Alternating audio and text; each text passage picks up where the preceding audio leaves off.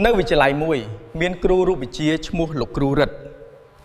គាត់ល្បីថាមើងម៉ាត់ឆ្លាតក្នុងថ្នាក់មានសិស្សស្រី3នាក់គឺហាន់ណា នីកា និងសូលីណាជាសិស្សខ្ជិលប្រចាំថ្នាក់តែប្រឡងពិន្ទុខ្ពស់ជាងគេថ្ងៃមួយម៉ោងរូបវិទ្យាចាប់ផ្ដើមបាន20នាទីក្តាំងទ្វារបើកឡើងពួកនាងដើរចូលដូចតារាខេដ្រាម៉ា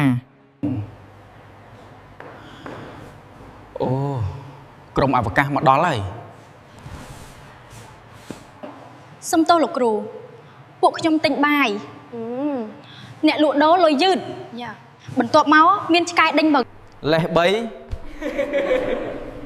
តែ IQ មួយក្រុមលោកគ្រូសរសេរលើក្តារខៀន F ធ្វើ MA ថ្ងៃនេះពីណៃអ្នកទាំង3ឡើងដោះស្រាយលំហាត់ហាន់ណាឡើងមុនសំណួររកកម្លាំងដោយស្គាល់ម៉ាស់2គីឡូក្រាមនិងសន្ទុះ3ម៉ែត្រក្នុង1វិនាទីការ៉េទេនាងសរសេរលឿនកម្លាំង S ស្មើនឹង2គុណនឹង3ស្មើ6ត្រឹមត្រូវដល់វេនិកាសំណួរសំទុះនីកាដែលធ្លាប់ដេកក្នុងថ្នាក់សរសេរសំទុះអាស្មើ20លើ4ស្មើ5ម៉ែត្រក្នុង1វិនាទីការ៉េត្រឹមត្រូវទៀតសូលីណាប្រាប់លោកគ្រូមកអ្វីទៅជា energy ចាលោកគ្រូ energy គឺ